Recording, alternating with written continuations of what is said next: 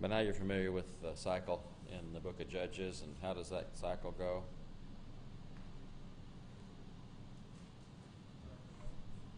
They disobey God, the Israelites disobey God and worship idols. And then God sends an oppressor. They cry out. And God sends a deliverer.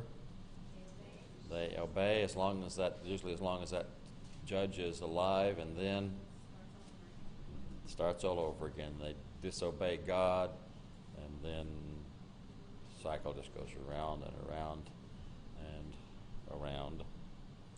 So verse 1 of chapter 6 will not surprise you very much, will it?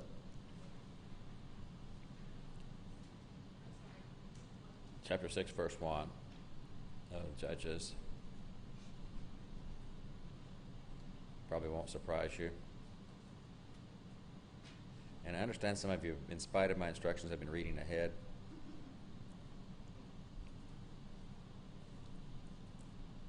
And so they again do evil. And so God turns them over to the Midianites for 7 years. And what do the Midianites do? What is the extent of what the Israelites have to do when the Midianites overpower them?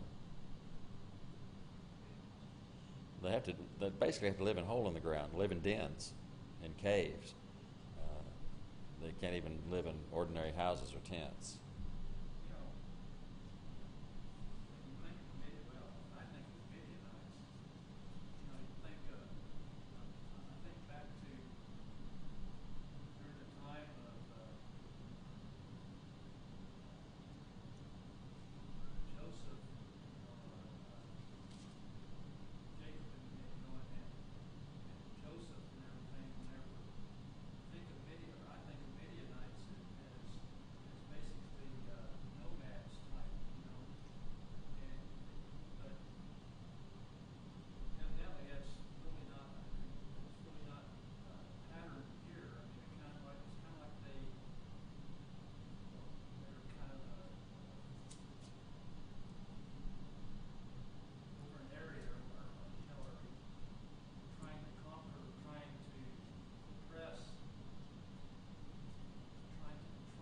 Yeah, and there were groups that were nomadic, but eventually they would settle down one place or another. But they're one of the natural enemies for the Israelites, and so anything they can do to hurt the Israelites, they're going to do.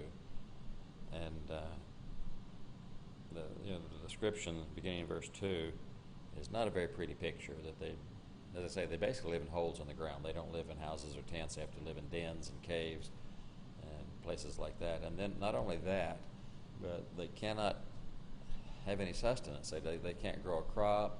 They can't raise livestock. Why? What happens if they grow a crop? They come in and swarm in like a bunch of locusts and take that. If they have livestock, they come in and take that. And so, if nothing else, they just come in and destroy it just for the sake of weakening the Israelites, so they don't have anything to live on. And so they live in a hole in the ground. They can't really raise food, prepare food. It's a pretty sad situation.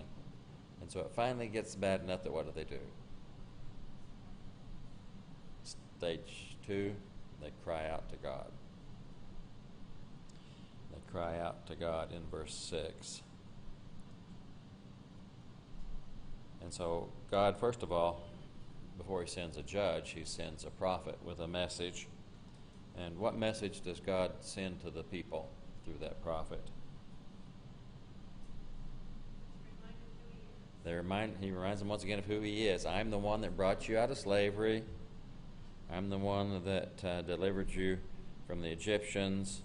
And I'm the one that gave you this land. And I told you, do not fear the gods of the Amorites or any of these others. And then what did you do? You did not obey me. So God says, just in case you've forgotten who I am the one who did all this for you. And in return, you have not obeyed me. And God does that from time to time when they cry out. And at one point he says, why don't you cry out to your idols? Don't bother me. What good does it do? Why don't you love those idols so much, why don't you cry out to them and let them deliver you, if they're your favorite? And so God just has to constantly remind them the kind of choices they're making, that in spite of who he is, and they know who he is, that they make those choices. It is really a good thing that we don't have to have the same situation where God has to remind us of who he is and what he's done for us, in spite of the wrong choices that we make. It's a good thing we're a lot better than they were back then. But if God worked, wonder what would happen if he worked the same way today that he does. Yeah, what would happen if God were as direct? If God were as direct in reminding us? I wonder, the way that he dealt with Achan when he took the spoils from Jericho, or Ananias and Sapphira. If Ananias and Sapphira situation, if we dropped dead when we cheated God, I wonder how many of us would be left standing. And so it's easy for us to look back on these people and think, oh man, look at them, they're just so... I'm really thankful that he doesn't do it that way, because that gives me a chance to do better. Yeah, he gives us a chance to improve. And that's why these examples are there too. They're written as an example to us so that we can benefit from those, because he doesn't do it directly the way he did it back then. And so God says that, but he still is going to send a deliverer. He wants to remind them he's still going to send somebody. He sends an angel to Gideon, the son of Joash.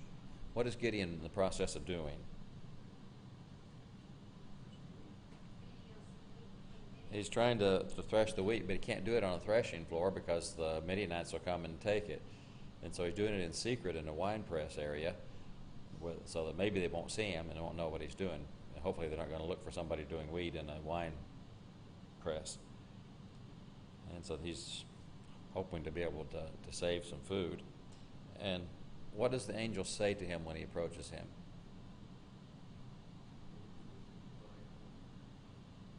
He says, "The Lord is with you, O valiant warrior." And what's Gideon's reply? What would your reply be? I don't know who you're talking to. I don't know who you're addressing. And Gideon says, okay, if God is with us, why is all this happening? As you go through the book of Judges, you have to shake your head and see how clueless people are from time to time. In fact, the whole book, they're clueless. Same thing today. If anything bad, they get good, something bad happens, why does God do this? Yeah, why is God doing this to me? One little thing happens, all of a sudden everything is God's fault. It didn't look like the Lord was with them, right? And he wasn't with them. Yeah. They were being punished. Right. The angel was talking about the Lord is with you going forward. Right. Gideon was looking backward. Gideon was looking backward, and by now they probably didn't see it, but they should have understood this cycle that was going on, because when something happens over and over and over again, but you're right, Gideon was looking backward and the angel was looking forward, and that was part of the problem. Is Gideon was looking back and thinking, oh, woe is us, poor us, look at us, it's not fair. And so yeah, it would have been devastating to live under those conditions. And so he just says, if that's true, then why does this happen? And where are all those miracles that he did back then? And he's just abandoned us and given us into the hand of Midian. Well, somebody was abandoned, but I don't think God did the abandoning. Well, we look at the examples and say, how could they have done this? But just going back to verse 3 before Deborah and then after, there's already been a generation or two that have come along, and as generations die out, the next generation just forgets what that generation dealt with. Yeah. So it's already been 120 years at least. Yeah, it's before Deborah. yeah, So- it's been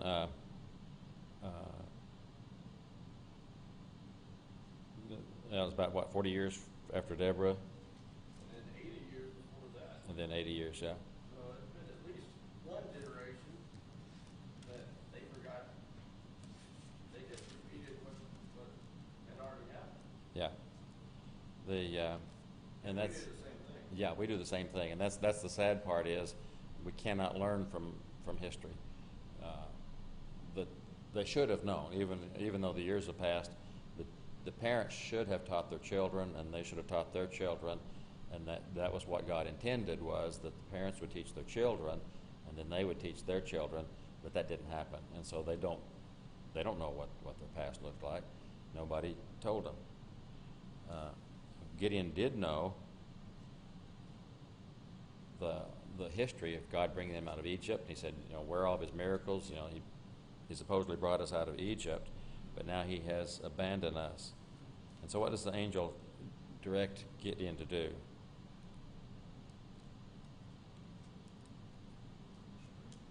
To go in this your strength and deliver Israel from the hand of Midian. Have I not sent you? And what is Gideon's reply? Who, me? Look at me. I'm my family's a nobody, and I'm the youngest in this nobody family, and so. Yeah, you go back to Moses, when God tells Moses to go, and how many excuses did he come up with? It was just one excuse after another. And in 1 Samuel chapter 9,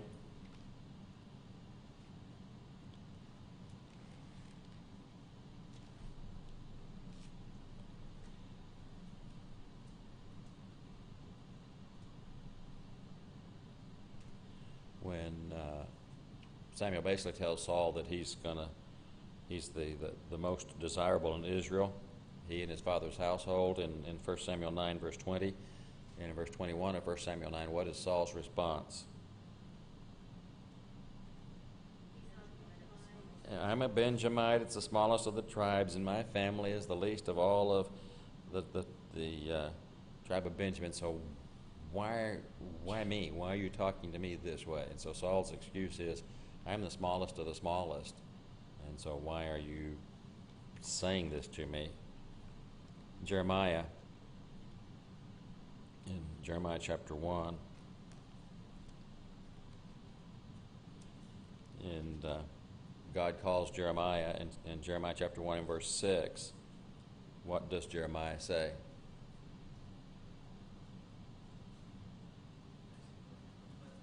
I'm just a kid. I don't know how to speak. That sounds kind of Moses-like.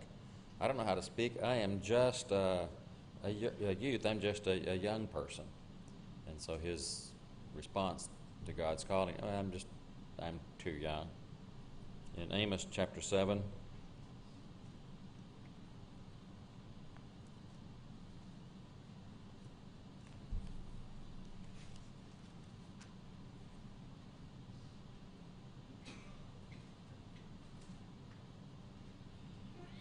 Amos 7:14, when one of the times when he is called to prophesy, what's Amos's response? I'm not a prophet. I'm not the son of a prophet. I'm just a farmer. I'm a herdsman and a pruner of sycamore figs. And so you see over and over, God calls these people, and their response is, Basically, I'm not big enough. I'm not big enough. Basically, go find somebody else, because I'm not up to this task. And there again, what do we do today when God needs us to do something and we say,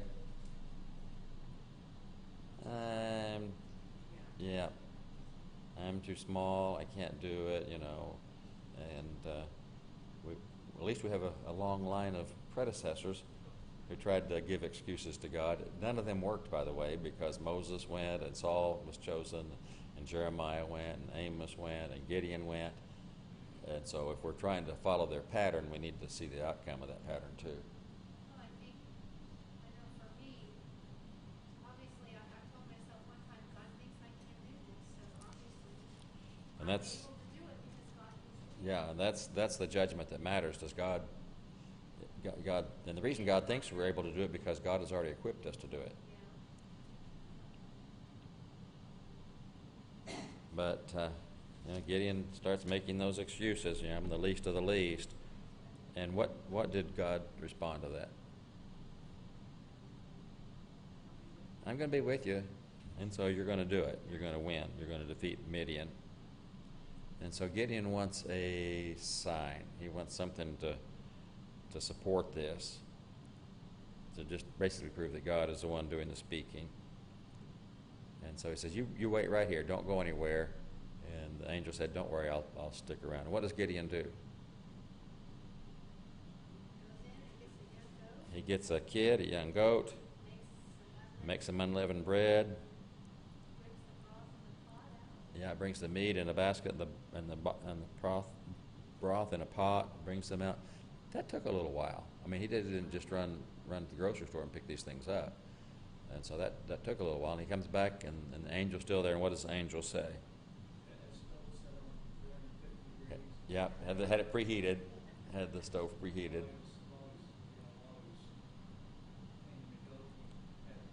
Yeah, how long did it take just to fix the goat?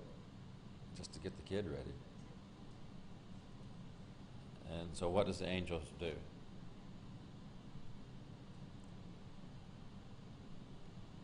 Angel says, put the meat and the bread on the rock and pour the broth out. And then he took the end of his staff and touched the meat and the unleavened bread, and what happened? Poof. Fire came out and consumed those things, and then at the same time as the unleavened bread and the meat go poof, what else goes poof? The angel does, and the angel disappears. And what is Gideon's response? Oh no, I've seen God face to face, and I'm going to, basically it's going to be bad. A little bit later, Samson's parents in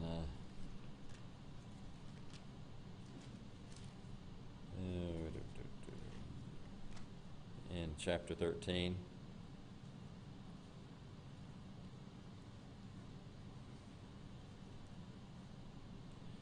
In chapter 13, and we'll come back to this later, but there's a conversation between the angel and Manoah and his wife, and they prepare an offering, and it's a similar situation. And Manoah says to his wife, we're going to be dead now. We're dead meat, because we saw an angel of the Lord. We've seen God. And his wife said, oh, he wouldn't have done all this if he was just going to kill us. He wouldn't have accepted the sacrifice if he was just going to kill us. And so she was a little bit wiser than her husband.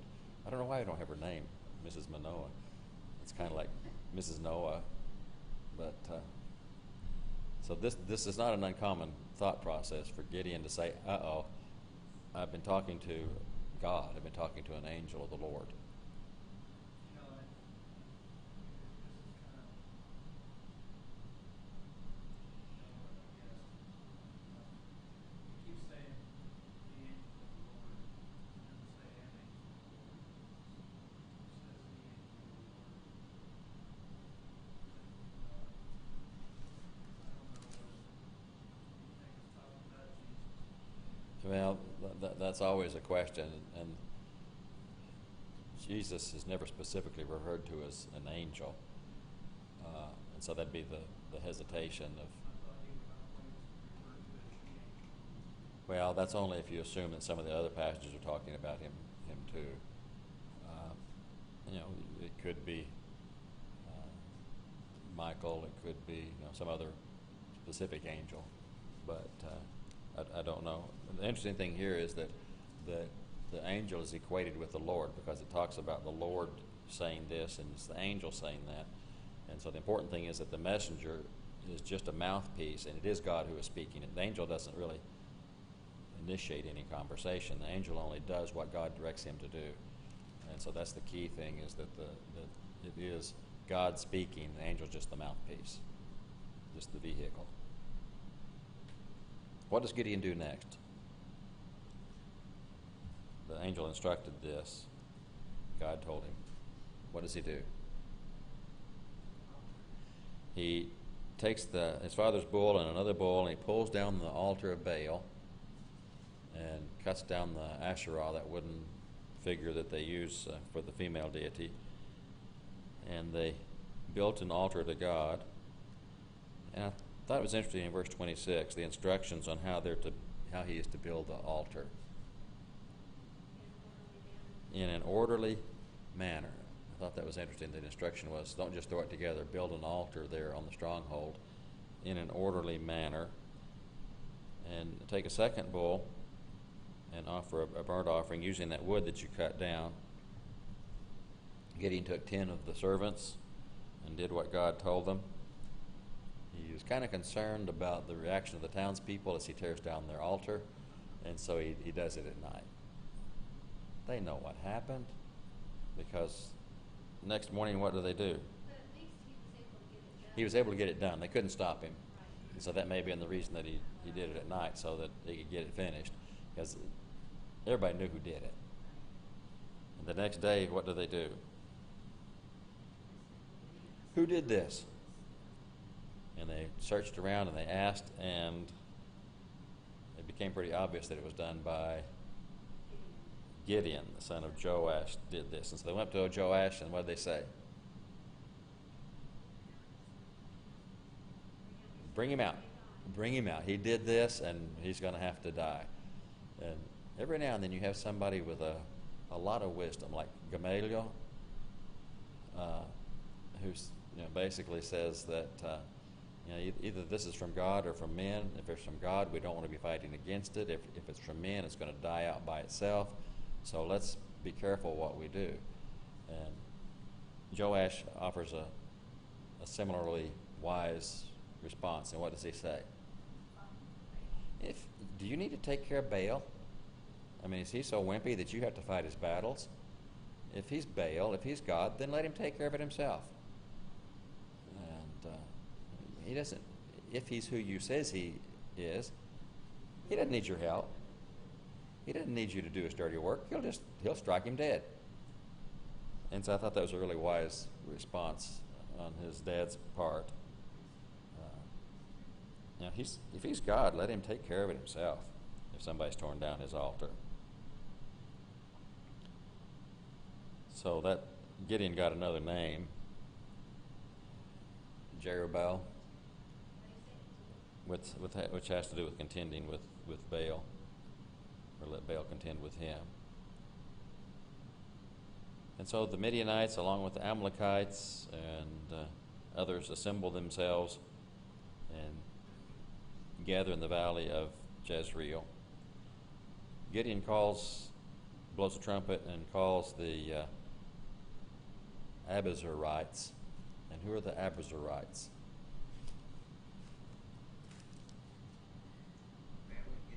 It's the family of Gideon. If you go back to verse 3, no, that's the Amalekites. It's in there somewhere. Yeah. Is it verse 3? No. Verse 11. Yeah, verse 11. Yeah. Joash was an Abizarite. That was the family that Gideon was a part of, and so he blows the trumpet and he calls his family to come together and join him. And then he sends messengers through some of the other tribes, Manasseh, Asher, Zebulun, Naphtali, and they all come and gather. But Gideon still wants a sign. And what is his request for us, the second sign? He had the offering that the angel vaporized. What's the next sign? He's going to put a fleece on the threshing floor, and the next morning there'll be water, dew on the fleece, but not on the ground. And that'll be the sign that God is going to do this. Chuck?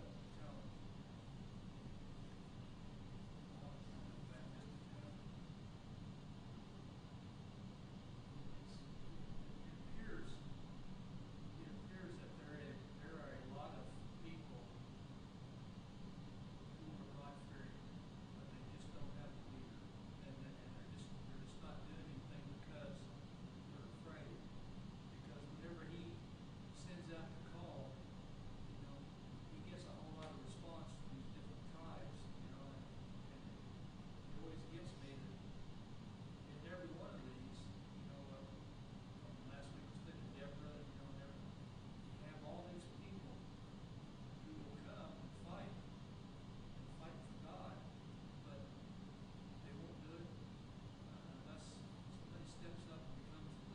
Yeah.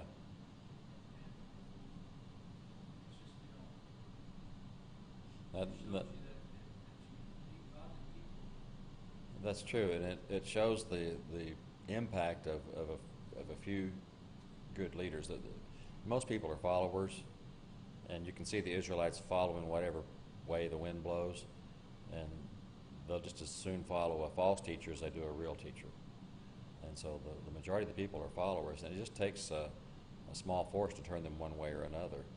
And now I guess they have confidence that God has chosen Gideon, and so they're going to rally behind him. But how many times do they rally behind false teachers and rally around Baal or Asherah?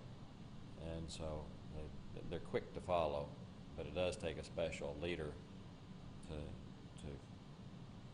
to get their attention. So the next day, the fleece is soaking wet. They have to wring the water out of it, and the ground is dry. And so Gideon says, okay, that's all the signs I need. No, he doesn't. What's the next sign? Don't get upset with me for asking, but how about if tomorrow the fleece is dry and the ground is wet? And so the next morning, the fleece is dry and the ground is wet. And so Gideon is convinced now that God is going to be with them.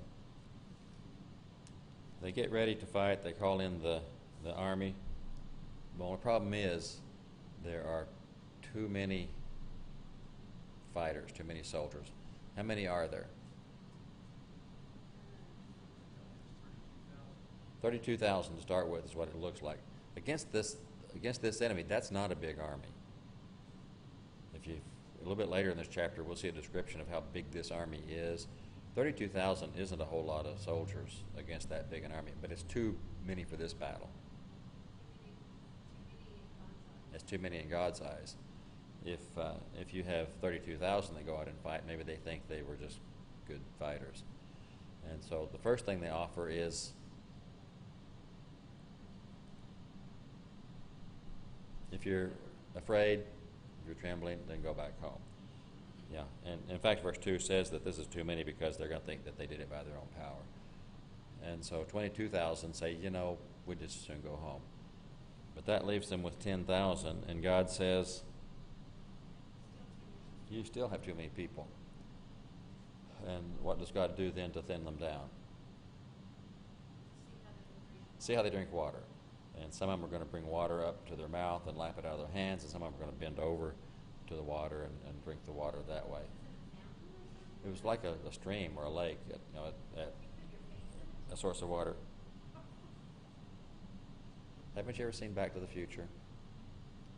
Where he goes back in time and his family offers him a glass of fresh water, and it's really brown because back in the good old days, water did not look like our water looks today.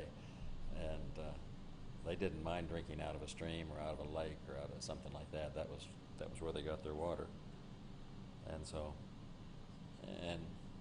I've heard discussions of why God chose these because they're more vigilant. That has nothing to do with it. The reason God chose this group because it was the smallest group. And so he probably knew ahead of time who was going to do what. But I don't think it has anything to do with the fighting capability of the 300. That's kind of contrary to the whole story. It has to do with the fact that God wanted to thin it down again. And so once that happened, they had how many soldiers? Now they have 300 left. And God said, that's just about right. The 300 who drank that way, that should pretty well do it. Let's send everybody else home. They took their provisions and their trumpets, and they got all set up. But God still wants to reassure Joshua. What does God do then to reassure Joshua? What does he have him do? Go down to the camp. Why don't you go on down to the camp and listen? He says, I've given them to you, but if you're afraid to go down by yourself, then take your servant with you. and hear what they say, and then you're going to be confident. And he goes down in verse 12, how large is this army? As numerous as the locust, camels without number, as numerous as the sand on the seashore. That's not 32,000 soldiers. That's like a jillion. It's like a jillion soldiers. And so you have a jillion soldiers, and God says that 10,000 is too many to fight those jillion soldiers. And when Gideon goes down, what does he hear? What does he see?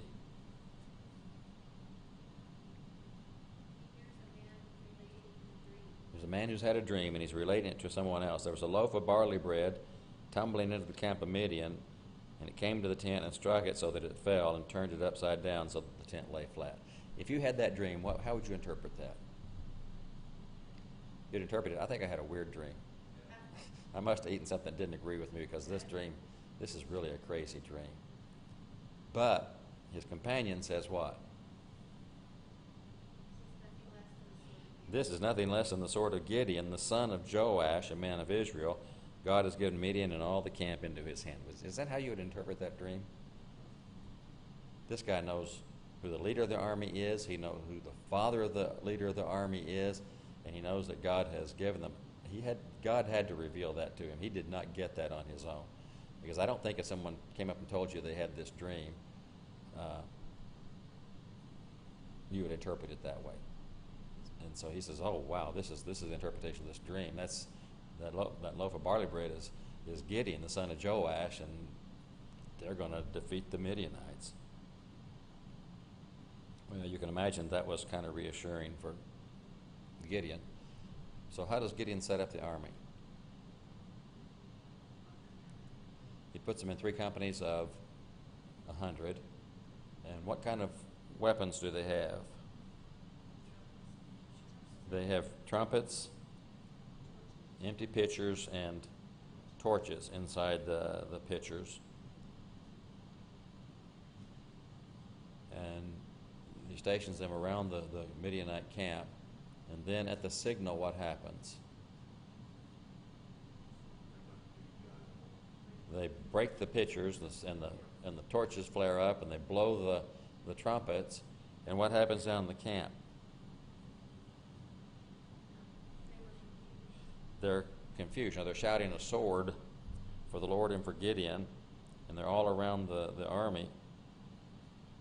And God set the swords of the enemies against each other. They're in total chaos down there. They don't know which way to turn. They don't know what's happening. They don't know which direction the enemy's coming from. Looks like the enemy's all around the camp. There's nowhere to run, nowhere to go, and they don't even know who the enemy is. And so they start turning on each other and killing each other, and then they start fleeing. The Israelites summon some other helpers to come and help them pursue the Midianites.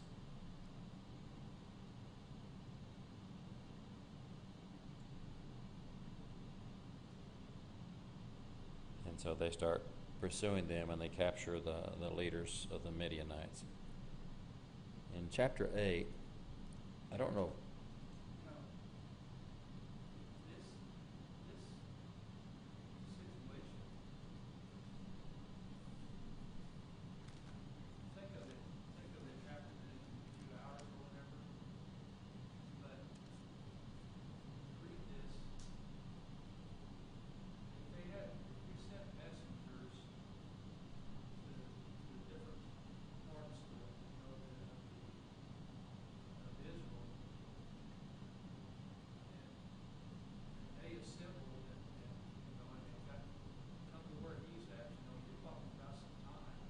It just takes an email or text. Just an email or text, they got the word, and they're there right now. We often think in those terms. We don't realize how long it takes to get a message from one place to another, and then for them to respond and come to where you are. And so you're right. This is not an overnight thing. But he's rallying these troops. And meanwhile, the enemy's doing what? They're fleeing. They're running away. They're just heading out as quickly as they can. So he's just calling people not to fight, but to chase them down. and that's what their task is, to pursue them and to capture them, and hopefully keep them from doing what they've been doing to the Israelites. No chance to regroup. Ephraimites have a bad attitude.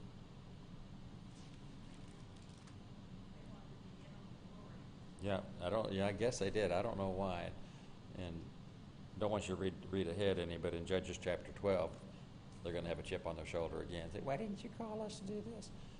And so, here in chapter 8, what do they say to Gideon? Why didn't you call us? Why didn't you call us when you went to fight against Midian? And they contended with him vigorously. And so basically, he says to them, isn't this better? I mean, what we're getting to do now to chase them down, isn't this even better?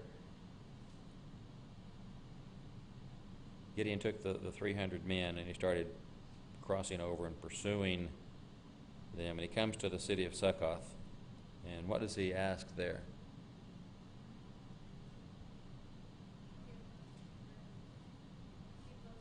Give us some bread. We're hungry. We need some food so we can keep on going. Chuck? You know, I don't know what he was talking about, because it clearly says Gideon sent messengers in chapter Yeah. 6. In verse 24, it says they sent. And I've I've messengers, and Ephraim was included in that. So Yeah. I don't know what. I don't know either. It may be the reason reads to me that maybe they're complaining because they didn't get the first call to go fight them in the first place. And if they would have gotten the call in the first place, God would have said, we don't need you anyway. But that's how I read it, that why didn't you call us when you first went into battle? You know, why are you just calling us now? We don't get to do any of the fighting. Look at what we missed out on. And so Gideon basically says, you're getting the best part. You're getting to chase them down. Well, probably referring to back in verse 23 when it talks that Israel's call out from Naphtali, from Asher, and from Manasseh. Ephraim wasn't included. Yeah, they're included in the next verse. It does call them to do that.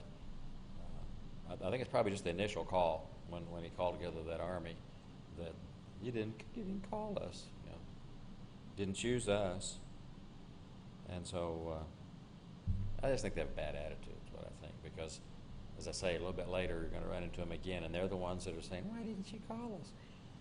And so I don't know. They just have a bad attitude. But he goes to the city of Succoth and says, how about some bread for the people who are following me? We're weary. We're chasing these kings of Midian. And what did they say? You don't have them yet. You don't have those kings. Why should we give you any bread? We don't know who's going to win here. And Gideon said, okie dokie, I'll be back. Whenever I do have them, I will be back, and you will not be happy. And he goes to another city, Penuel, and says the same thing to them. What do they say? We're not going to give you any bread. You don't have them yet. How do we know you're going to win? And so he says, I'll be back, and I'm going to tear down that tower.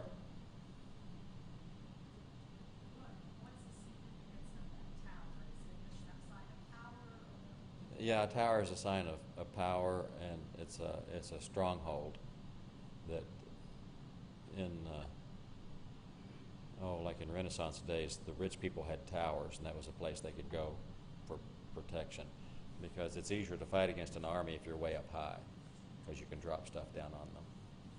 And so, if you had the wealth to build a tower, then that showed that you were somebody, and you could shut it off and keep people from coming in. It was a strong fortress. And so he said, basically, I'm going to come back and tear down your tower, which is basically I'm going to come back and tear down your source of strength and refuge. In verse 10, we get a better picture of the size of this army. How many did it start out with?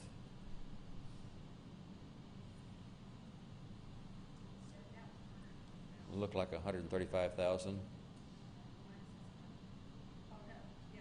looked like 135,000 that it started out with, and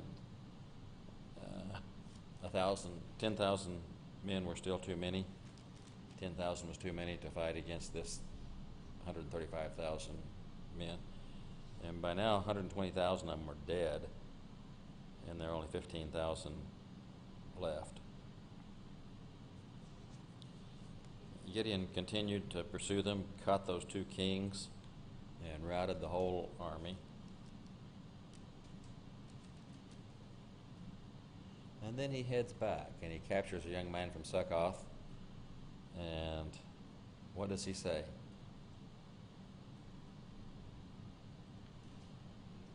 I want you to write down the names of the leaders of the city. And so he wrote down the names of the princes, the leaders of the town, 77 people. And so Gideon goes to the city and he says, here they are. Here are the two kings that we were pursuing, and you wouldn't help us, and you said that you didn't know if we were going to capture them. So here they are. And so he disciplined them with the thorns of the wilderness and the briars. Then he went to Penuel, and what did he do?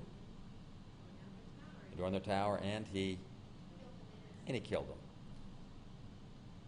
And they refused to help him along the way, and this was the reward. Then he turns to those two kings, and he says, you know, those people that you killed back at Tabor, describe them to me. And how did they describe them?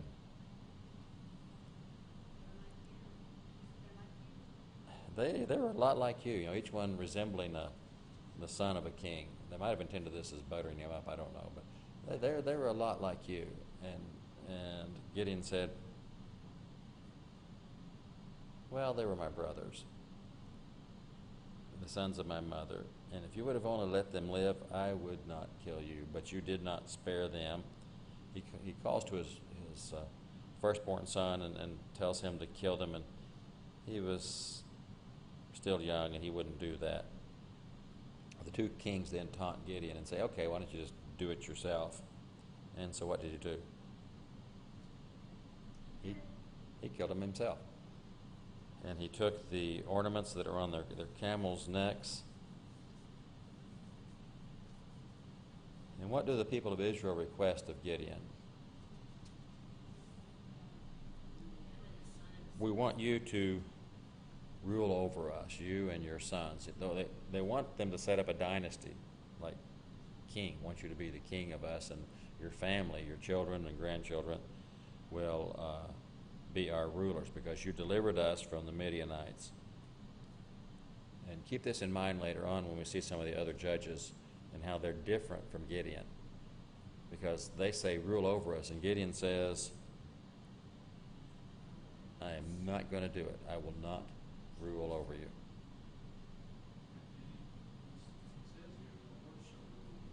Right. He says, I'm not going to do it. My sons aren't going to do it. God is going to rule over you. So you see, Gideon has the right attitude.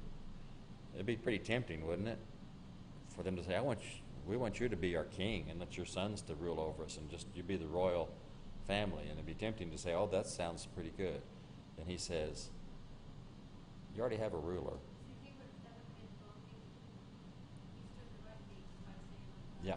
Yeah, he did the right thing by saying, you already have a ruler, and it's God. God is the one who needs to be ruling you. I do make a request that you give me each an earring from the spoil that you've taken. The Ishmaelites, the Midianites had gold earrings. Remember back with Joseph, we ran into the Midianites and the Ishmaelites and found out that they were interchangeable names.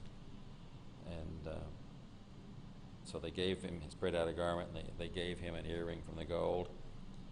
And it was a significant amount of gold. And then they had the ornaments from the camels and the clothes and so forth, and quite a bit of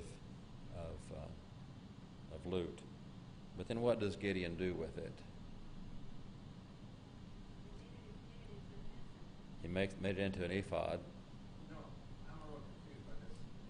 Aaron had an ephod. Yeah. So I'm not sure whether Gideon meant for that to be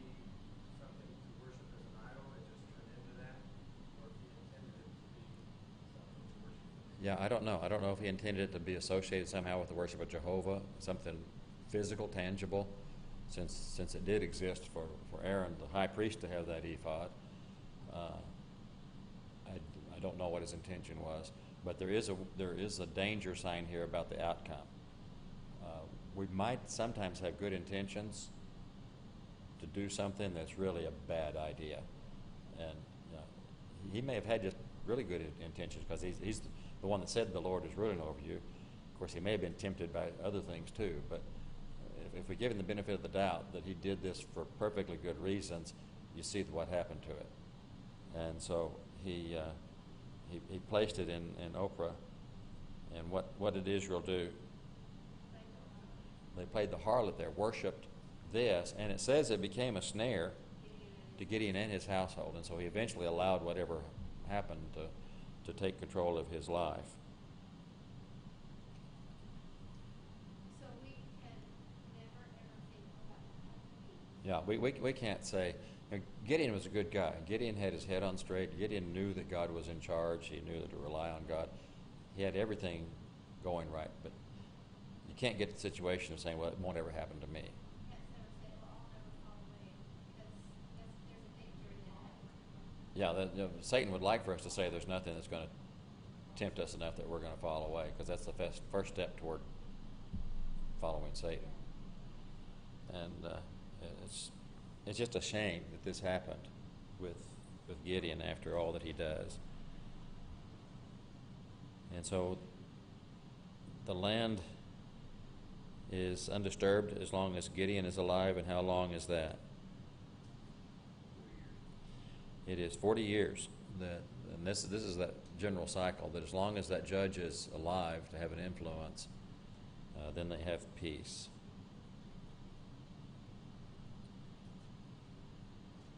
How many sons did Gideon have? Had 70 sons, because he had many wives. And he also had a concubine in Shechem, and they had a son whose name was Abimelech. And he died. How old was Gideon when he died? He was ripe. He died of a ripe old... It says he was ripe. It said he died of a ripe old age. And he was buried in the tomb of his father. And as soon as he died, what happened? They started worshiping the Baals.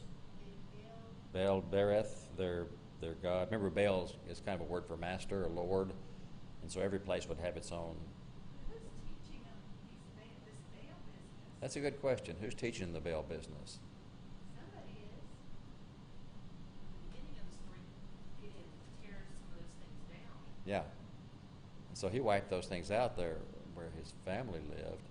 And, this is quite a while, 40 years while Gideon is alive. Well, who's teaching him these things? Somebody must have been in their midst. Could have been, but more likely it's the people of the land that they didn't eliminate. The people that they insisted on intermarrying with, even though God said do not marry those people. God said eliminate them lest they mislead you and lest they cause you to follow their idols. And so some of the ones who were misleading them were the other inhabitants of the land who were not Israelites, and God said get rid of them because they will lead you astray, and they didn't do it. But you see how fickle they are? But there must have been something going on in secret while the judge is alive, because as soon as he's dead, it comes out in the open. Well, that could be it, or just maybe a question of leadership.